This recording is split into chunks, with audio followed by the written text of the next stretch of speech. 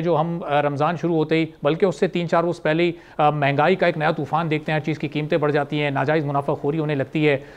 اس پر ہماری شریعت کیا کہتی ہے،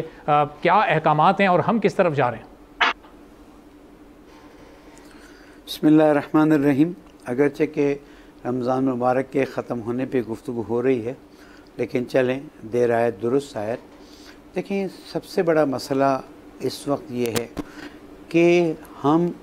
قرآن مجید کی روح سے دور ہو گئے ہیں۔ ہم تعلیمات رسول اکرم صلی اللہ علیہ وآلہ وسلم اور تربیت اہل بیت علیہ السلام سے دور ہو گئے ہیں، جس کا نتیجہ یہ ہے کہ اب انسان قرآن مجید پڑھتا ہے لیکن نہ اسے سمجھتا ہے، نہ اس کی روح کو اپنے اندر سموتا ہے، نہ اس پر عمل کرتا ہے۔ دوسری طرف سے احادیث کا بھی ذکر رہتا ہے لیکن ظاہری طور پر اس کو سن لیتا ہے، اپنی روح میں اس کو شامل نہیں کرتا۔ اگر علماء کرام پورا سال تربیت کے، جمعہ نماز ایک بہت اچھا پلیٹ فارم ہے، اب سوشل میڈیا بہت اچھا پلیٹ فارم ہے، الیکٹرانک میڈیا بہت اچھا پلیٹ فارم ہے، اگر اس میں ایک پیار اور محبت کی فضا قائم کی جائے کہ دیکھو لوگوں، اللہ سبحانہ وتعالیٰ تم سے کتنی محبت کرتا ہے، اس نے جو نعمتیں دی اس کے عوض میں کچھ بھی نہیں مانگا ہے، جو تم نے مانگا بقول قرآن مجید میں اللہ تعالیٰ کے، ہم نے تمہیں دیا۔ تو اب انسان کو اگر یہ احساس دلایا جائے کہ ہم شکر کی منزل میں داخل ہو جائیں اور نعمتوں کو گننے کی کوشش کریں، گن نہیں سکتے، قرآن مجید نے کہہ دیا، تو اس سے کیا ہوگا کہ انسان کا دل اللہ سبحانہ وتعالیٰ کی طرف مائل ہو جائے گا،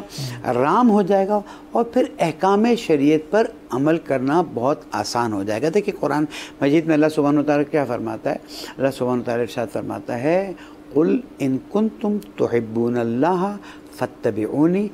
يُحْبِبْكُمُ اللَّهُ وَيَغْفِرْ لَكُمْ ذُنُوبَكُمْ۔ فرسٹ، اے میرے حبیب آپ کہہ دیجئے اگر تم اللہ سے محبت کرتے ہو، یعنی ہمارا اور اللہ کا رشتہ محبت کا رشتہ ہے، صحیح، احترام کا رشتہ ہے، تو ایک کام کرنا ہے، فَاتَّبِعُونِی، رسول اکرم صلی اللہ علیہ وآلہ وسلم کا اتباع کرنا ہے۔ اس کے بعد دو گفٹ ملیں گے، یحببکم اللہ، اللہ تم سے محبت کرنے لگے گا۔ آپ دیکھیں، اگر ہم انسان کو اس منزل پر لے کر آئیں، انسان کو ہم نے دھتکارا ہوا ہے، تو اللہ تو تجھ سے ناراض، اللہ تو تجھ سے یہ، اللہ تو گنہگاروں کو توبہ کرتے ہوئے دیکھ کر پسند کرتا ہے۔ ہم انسانوں کے دل میں اللہ سبحانہ وتعالیٰ کی عظمت ڈالیں اور احترام ڈالیں اور اسے احساس دلائیں کہ اگر تو اللہ سے محبت کرے گا تو اللہ تعالیٰ کے حبیب کا اتباع کر لے، جیسے ہی اتباع کرے گا اللہ تجھ سے محبت کرے گا اور جو تیرے گناہ ہیں نا وہ بھی معاف کر دے گا۔ صحیح، بڑی مناسب، بہت خوبصورت آپ نے گفتگو فرمائی۔ علامہ صاحب، میں ذرا واپس بھی آپ کی طرف آؤں گا، ڈاکٹر عامر عبداللہ محمدی صاحب کو بھی ہم ذرا گفتگو میں شامل کر لیں، اور یہی سوال ڈاکٹر صاحب کے سامنے ہی میں رکھتا ہوں کہ ڈاکٹر صاحب یہ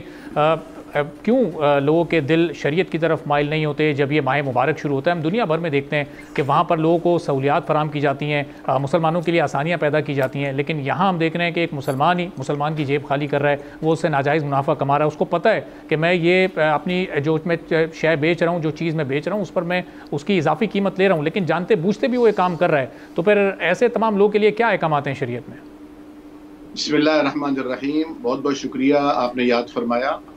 آپ نے سوال بہت عمدہ کیا ہے، اور علامہ شبیر میثمی صاحب نے فرمایا کہ دیر آیت درست آیت، لیکن میں اسے اس تناظر میں عرض کروں گا کہ ابھی عید الفطر بھی ہمارا ایک اہم تہوار ہے۔ بہت سارے لوگ جن کو تنخواہیں بہت لیٹ ملتی ہیں یا ان کی پیمنٹس پھنسی ہوئی ہوتی ہیں، وہ بہت دیر سے انہیں حاصل ہوتی ہیں، تو بیچارے چاہتے ہیں کہ اس خوشی کے ان لمحات میں اپنے بچوں کے لیے خریداری کریں۔ عید بھی مسلمانوں کا ایک بہت بڑا عظیم تہوار ہے، عید الاضحیٰ اور عید الفطر، اور یہ اصل میں شکرانہ ہے اللہ رب العالمین کی طرف سے رمضان المبارک کی ان عبادتوں کا اور محنتوں کا جو اللہ کے بندے کرتے ہیں۔ اللہ تعالیٰ سب کی محنتوں کو قبول فرمائے۔ لیکن جہاں تک آپ کے سوال کا تعلق ہے، تو دیکھیے نبی کریم صلی اللہ علیہ وسلم کا ایک انتہائی قیمتی فرمان ہے۔ آپ نے فرمایا لا یؤمن احدکم حتی یحب لاخیہ ما یحب لنفسہ، اس وقت تک کوئی صاحب ایمان ہو نہیں سکتا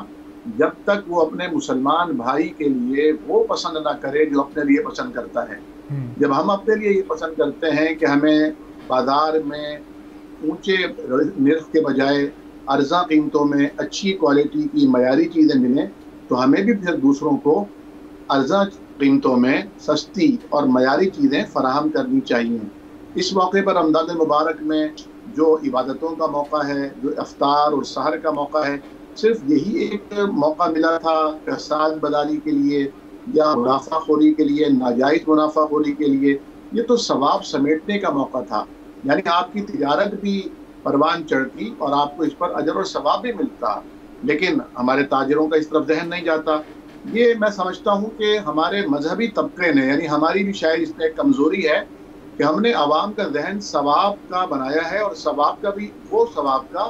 جو چار دیواری میں مسجد کے اندر ہوتا ہو۔ یعنی آپ نوافل پڑھ لیجئے، آپ تلاوت کلام مجید کر لیجئے، آپ دین کے مختلف معاملات اور امور کو سر انجام دے لیجئے، تو آپ کو بہت ثواب مل جائے گا۔ لیکن یہاں جو یہ ثواب کا کنسپٹ ہے کہ آپ لوگوں کی خدمت کیجئے، آپ لوگوں کو راستہ دیجئے، آپ لوگوں کا راستہ مسدود اور بند نہ کیجئے، آپ لوگوں کو سستی چیزیں فراہم کیجئے، آپ لوگوں کو کاروبار زندگی ادا کرنے میں معاونت کا معاملہ کیجئے، اس پر جو ثواب ملے گا اس طرف ہمارا دھیان نہیں جاتا۔ حالانکہ نبی کریم صلی اللہ علیہ وسلم بھی ایک تاجر تھے، اور آپ کی وجہ شہرت نبوت سے قبل صداقت اور امانت اور دیانت کی تھی، اور حضرت خدیجہ رضی اللہ تعالی عنہا نے جو آپ سے متاثر ہو کر آپ کو پیغام نکاح بھیجا تھا، وہ بھی یہی وجہ تھی کہ آپ کامیاب بزنس مین کے طور پر ابھرے تھے، اور آپ نے حضرت خدیجہ کے مال تجارت کو کئی گنا زیادہ منافع لے کر دیا تھا۔ اس کی وجہ کیا تھی؟ اس کی وجہ یہ تھی کہ آپ نے راست بازی کے ساتھ، دیانت کے ساتھ، امانت کے ساتھ اور لوگوں کا بھلا چاہتے ہوئے آپ نے سامان بیچا، اور اس میں پھر منافع بھی ہوا۔ لیکن نبی کریم صلی اللہ علیہ وسلم کا فرمان ہے الدین النصیحہ، دین اصل میں خیر خواہی کا نام ہے، یعنی جو مسلمان کا ویل وشر نہیں ہوتا وہ اچھا مسلمان نہیں ہو سکتا۔ سبسکرائب کریں اور بیل دبائیں تاکہ کوئی خبر رہ نہ جائے۔